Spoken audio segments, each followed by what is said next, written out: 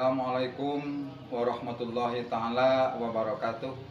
Perkenalkan, nama saya Dadang Solehat, mahasiswa PPG Daljab Transformasi Angkatan 1, mata pelajaran fikih, LPTK IAIN Lok Samawe, akan melaksanakan video praktik pembelajaran dengan materi pernikahan dalam Islam. Selamat menyaksikan. Assalamualaikum. Waalaikumsalam warahmatullahi wabarakatuh.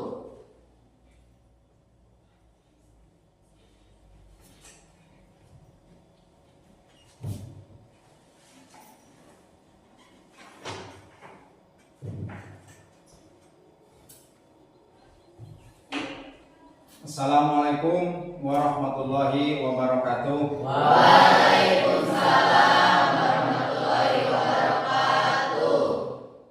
A'udzubillahi minasyaitonirrajim. Bismillahirrahmanirrahim. Alhamdulillahi rabbil alamin. Wa bihi nasta'inu ala umuri dunya waddin. Wassalatu wassalamu ala asyrafil anbiya'i wal mursalin wa ala alihi wa sahbihi ajma'in, amma ba'du. Bagaimana kabar kalian hari ini? Alhamdulillah, luar biasa. Allahu Akbar. Nah, syukur alhamdulillah ada sekalian, kita ada dalam kesehatan zahir dan batin. Dan minggu kemarin kita telah mempelajari tentang bab haji dan umroh. Namun pada hari ini mari kita membahas tentang bab pernikahan dalam Islam. Namun sebelum kita lanjutkan ke pembahasan masalah pernikahan dalam Islam, mari kita menyanyikan lagu Indonesia Raya untuk menumbuhkan rasa cinta tanah air. Silakan satu orang maju ke depan dan yang lainnya boleh berdiri.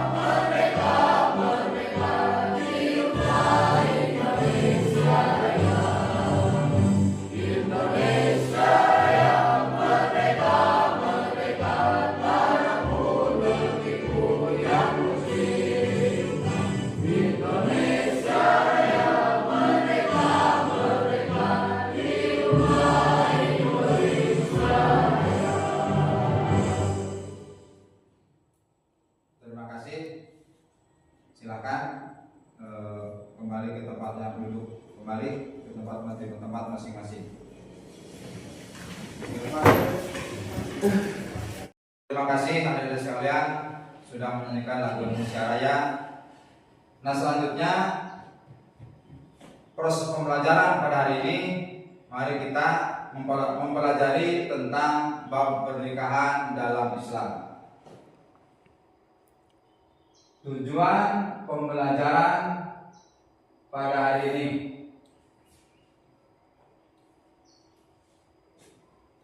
Boleh kalian melihat membaca ke depan? Ada yang mau membaca? Saya, Pak. Silakan. 1. Melalui pemberian uswah peserta didik dapat menjelaskan pengertian dan hukum pernikahan dengan baik dan benar. 2. Melalui proses ceramah dan tanya jawab peserta mampu menyebutkan syarat dan rukun nikah dengan berani, baik dan benar. 3. Melalui diskusi kelompok peserta didik mampu menjelaskan macam-macam pernikahan yang dilarang dengan benar. 4. Peserta didik mampu merefleksikan materi yang sudah dijelaskan oleh guru. Terima kasih.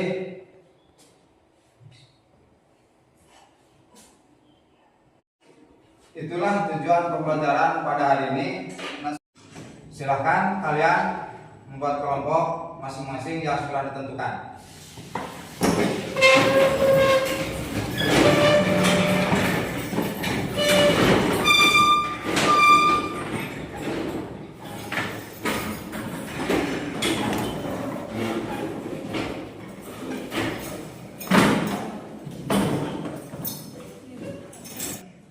Bagaimana kelompoknya, sudah siap? Siap. Kita absen dulu. Yang pertama Ayunda. Alhamdulillah hadir. Sari. Alhamdulillah hadir. Riani. Alhamdulillah hadir. Riana. Alhamdulillah hadir. Anita. Alhamdulillah hadir. Firman. Alhamdulillah hadir. Ainsri. Sakit. Mesa. Alhamdulillah hadir. Nisa. Alhamdulillah hadir. Coki. Alhamdulillah hadir. Dio. Alhamdulillah hadir. Nijar. Alhamdulillah hadir. Maulana. Alhamdulillah hadir. Fitra. Alhamdulillah hadir. Fahri. Alhamdulillah hadir. Intan. Alhamdulillah hadir. Andika. Alhamdulillah hadir. Terima kasih. Ada yang sakit satu orang. Kalau sudah siap, silahkan kalian simak video yang akan Bapak tampilkan. I'm a bit nervous about being here today. Still not real sure what I'm going to say. So bear with me please. Silakan buka catatan hasil analisis kelompok kalian pada video tersebut. Saya, Pak. Silakan dan sebutkan nama kelompoknya. Saya perwakilan dari kelompok Abu Bakar As-Siddiq akan membacakan syarat nikah menurut Islam. 1. Beragama Islam. Kedua, mempelai harus memeluk Islam. 2. Bukan mahram. Kedua, mempelai tidak memiliki hubungan darah atau persusuan yang menghalangi pernikahan. 3. Wali nikah. Calon istri harus memiliki wali nikah yang sah. 4. Dihadiri saksi. Pernikahan harus dihadiri saksi laki-laki yang adil. 5. Bukan paksaan. Pernikahan harus dilakukan atas dasar kehendak bebas, bukan karena paksaan. 6. Sedang tidak ihram atau haji. Kedua, mempelai tidak boleh melakukan akad nikah saat sedang menjalankan ibadah haji atau umrah. Sekian dari saya. Terima kasih. Alhamdulillah bagus. Tepuk tangan.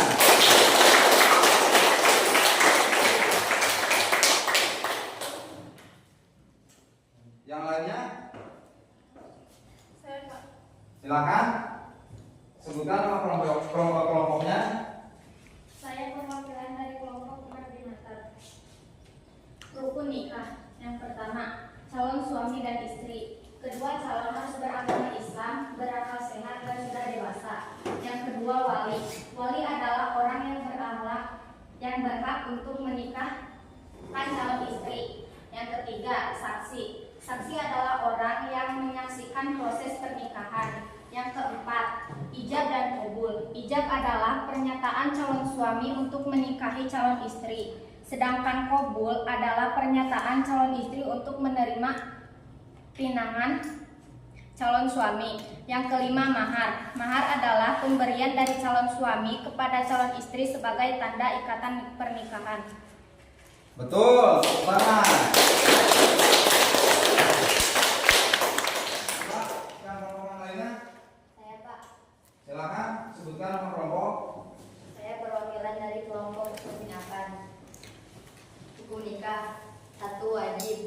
Pernikahan menjadi kewajiban bagi setiap muslim yang mampu dan telah memenuhi syarat-syaratnya.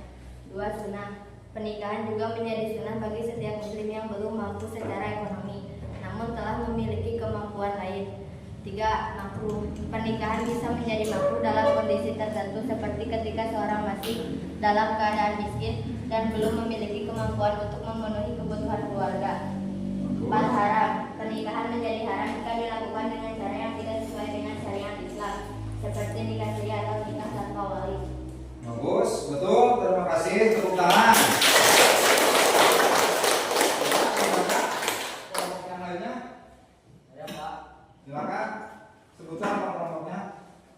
kami dari kelompok Alifin dan Bitolib akan membacakan hasil rangkuman video. Kewajiban suami terhadap istri. Akad pernikahan diikat dengan adanya memperhatikan kewajiban antara keduanya. Dalam hal ini suami memiliki kewajiban yang lebih berat dibandingkan istrinya berdasarkan firman-Nya, akan tetapi para suami mempunyai satu tangkatan kelebihan daripada istri. 1. Mahar. Mahar adalah harta benda yang harus diberikan oleh seorang lelaki calon suami kepada perempuan calon istri karena pernikahan. 2. Nafkah, pakaian dan tempat tinggal.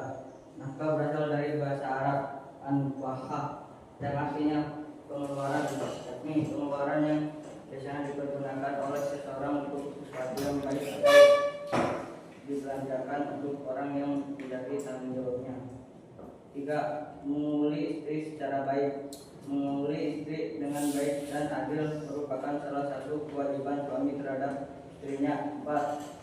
Menjaga istri dan dari dosa sudah menjadi kewajiban seorang kepada rumah tangga untuk memberi pendidikan agama kepada istri dan anak-anaknya agar taat kepada Allah dan Rasul-Nya. Betul, terima kasih. Tepuk tangan.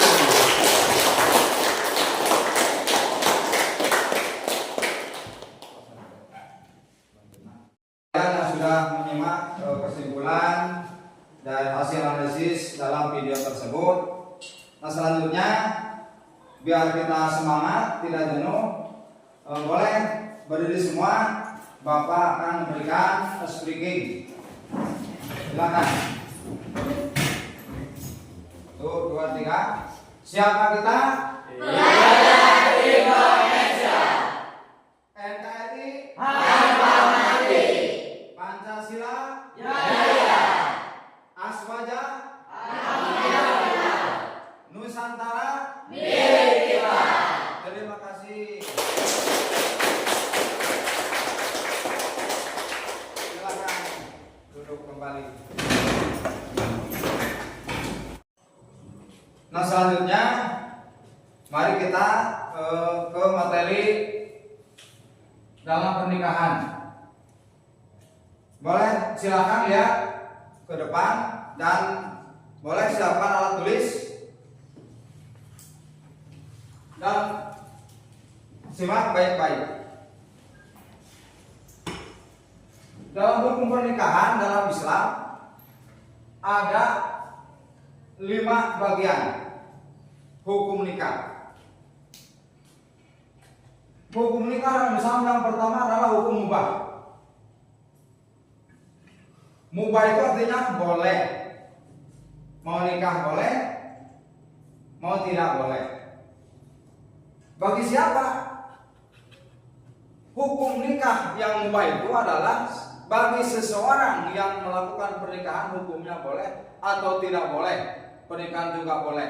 Bagi orang yang belum punya untuk menafkahi keluarga, tapi jasmani secara fisik kita sudah mampu. Fisik sudah mampu, umur sudah dewasa, tapi belum punya biaya untuk menafkahi keluarga. Barangkali nantinya mengandalkan orang tua. Orang semacam itu hukumnya boleh nikah, tidak boleh tidak nikah, itu juga boleh. Selanjutnya, simak baik-baik.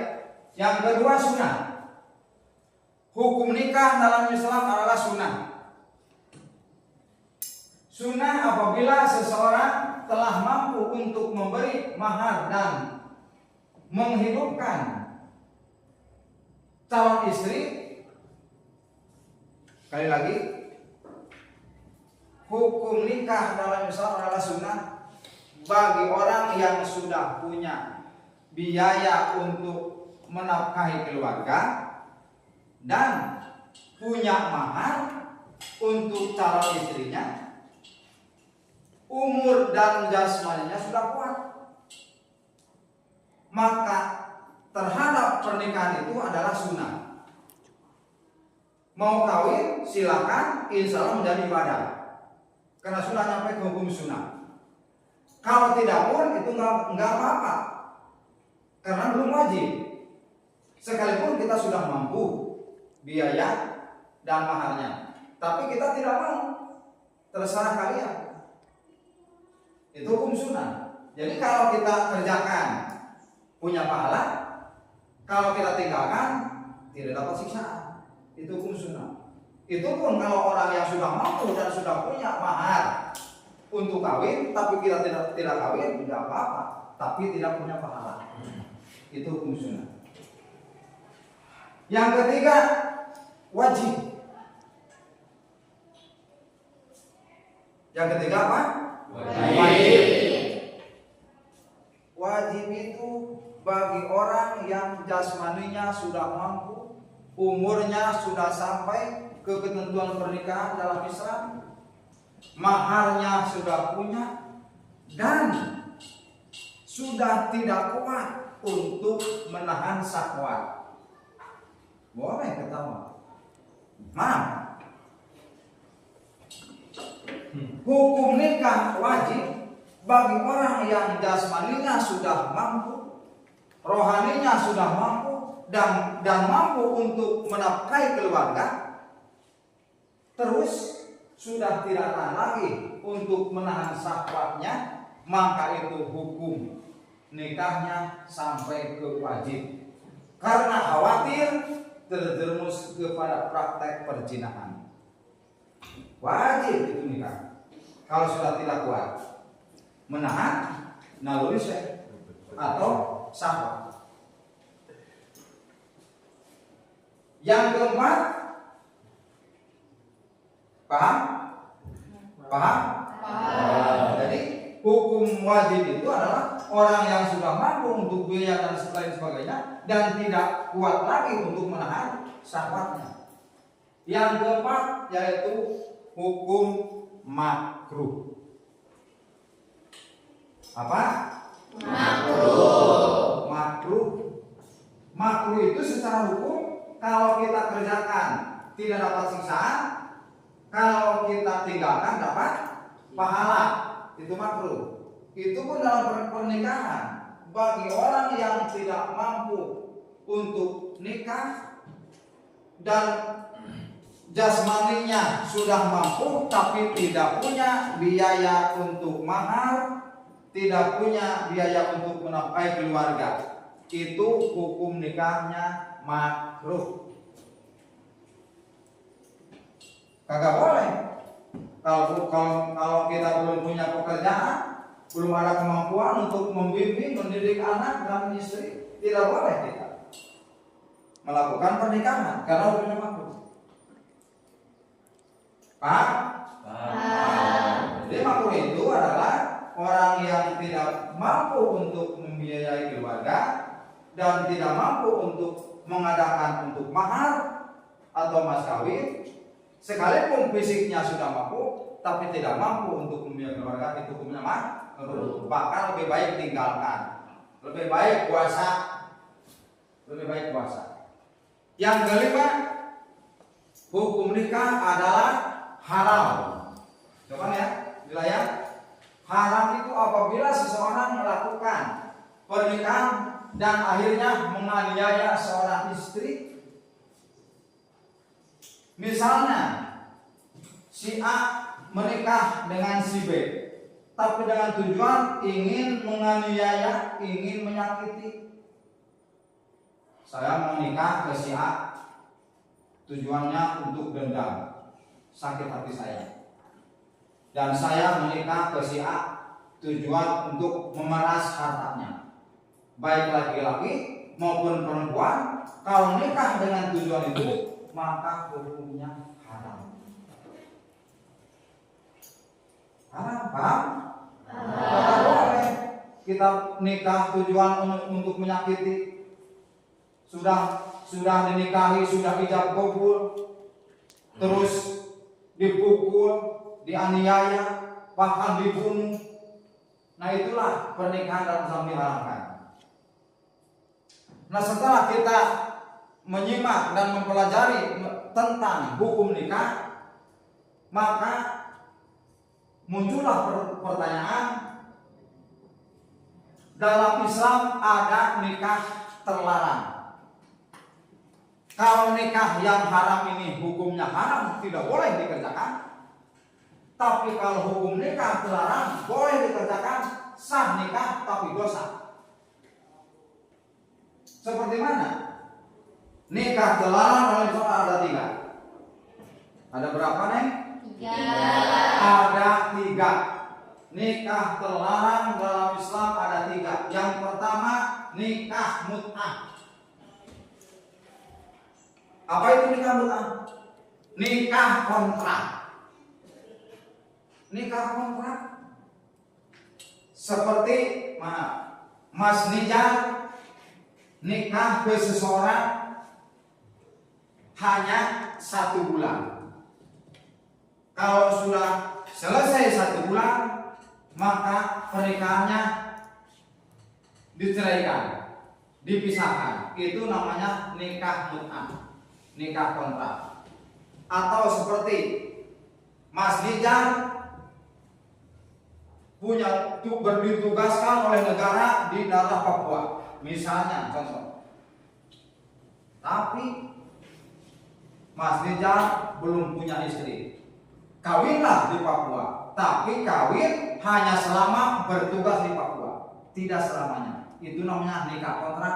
Dalam Islam itu hukumnya nikah mut'ah. Itu nikah sah menurut agama, tapi dosa nikah kontrak. Yang kedua, nikah tahlil. Apa itu nikah tahlil? Bukan tahlil mendoakan orang yang meninggal, bukan. Nikah tahlil itu seperti contoh, maaf ya, Firman punya istri, menceraikan istri dengan talak 3. Karena Firman mau kembali ke istri yang ditalak tadi, terpaksa saudara Firman memerintah Nijal untuk mengawini sementara, untuk menahlil atau menyelam supaya bisa kembali ke Firman. Karena talaknya sudah habis, istrinya Firman. Firman mau kembali kan tidak bisa. Terpaksa Firman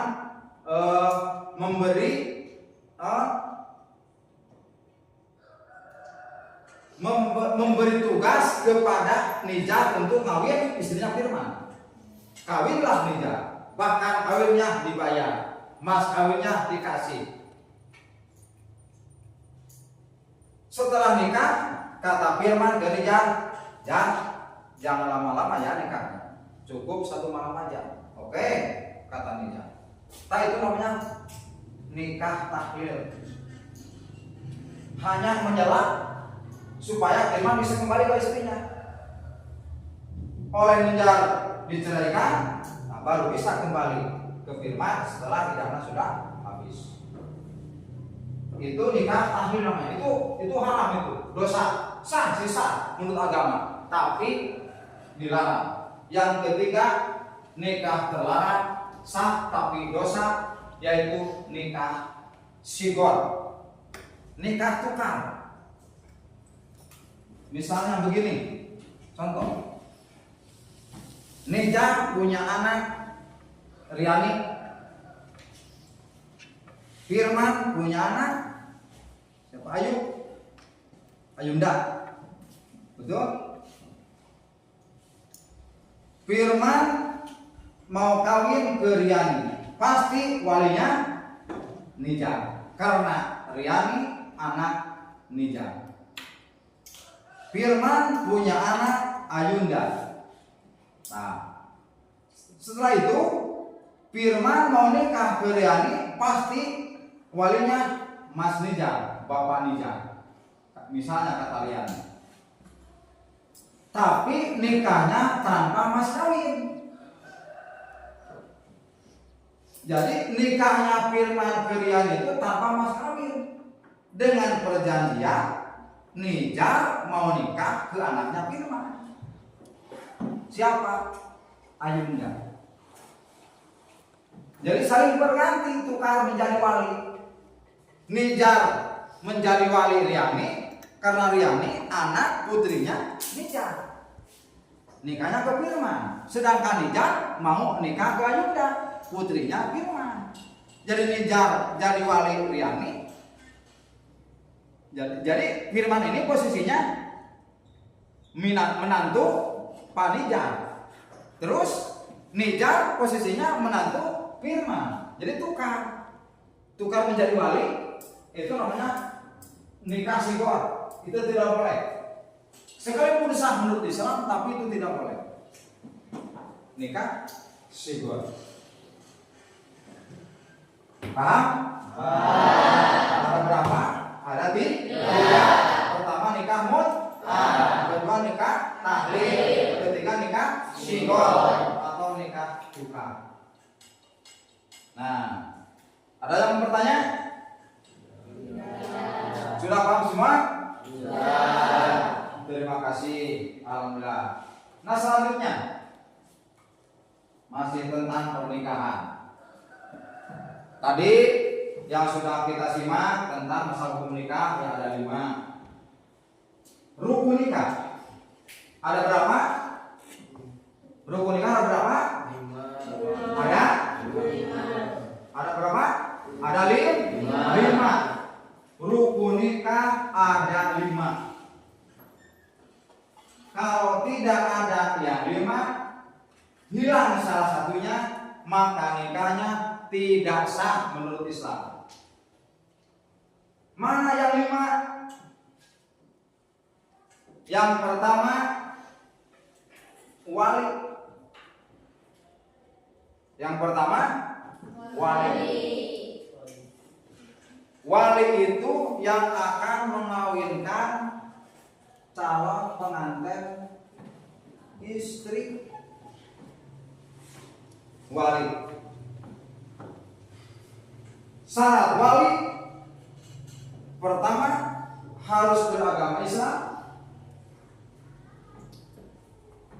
Yang kedua harus sudah dewasa, balik. Yang ketiga berakal. Yang kelima akalnya sempurna. Yang keenam bisa berbicara. Yang ketujuh adil, tidak fasik.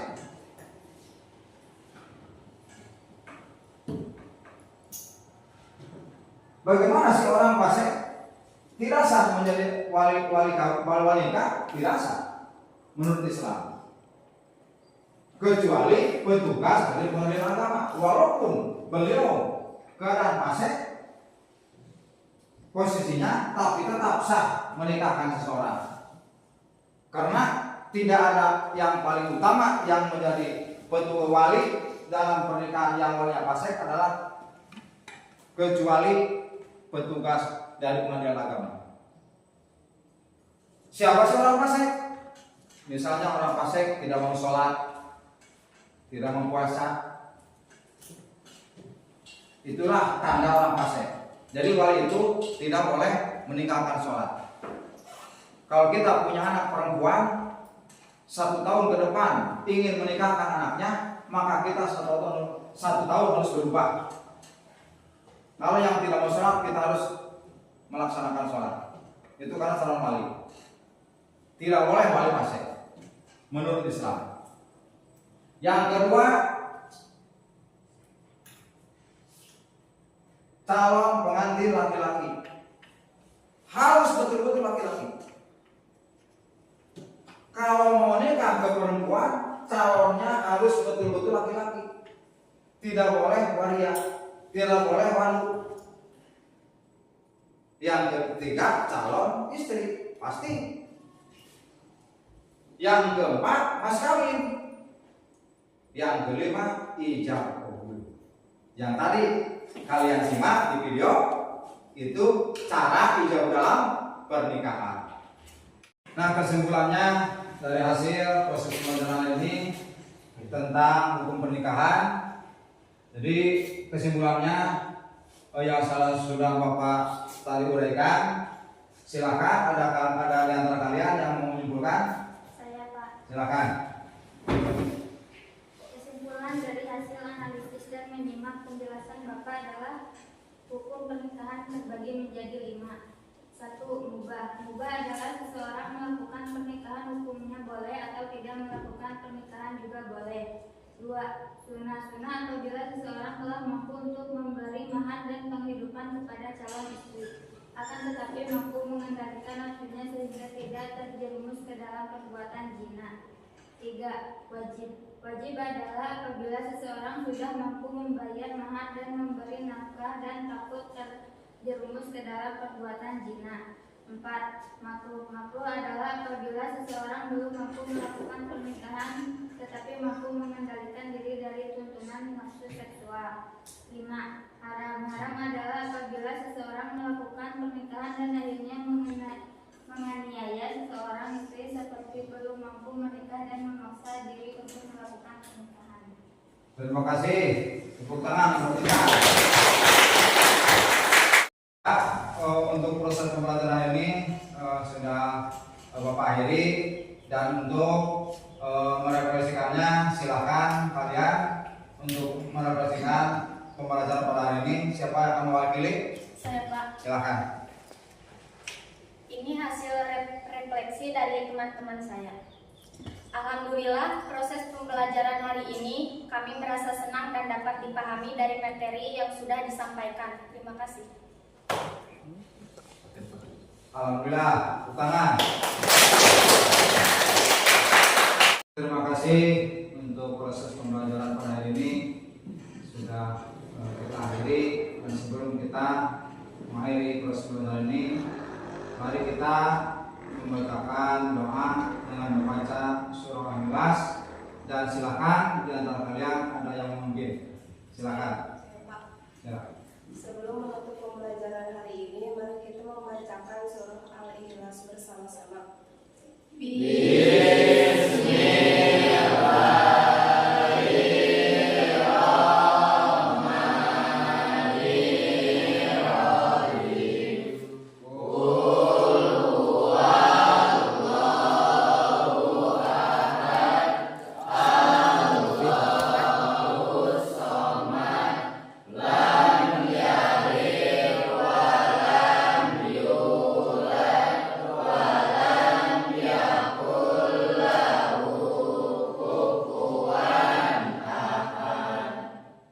Sekian, terima kasih. Sekian, Assalamualaikum warahmatullahi wabarakatuh.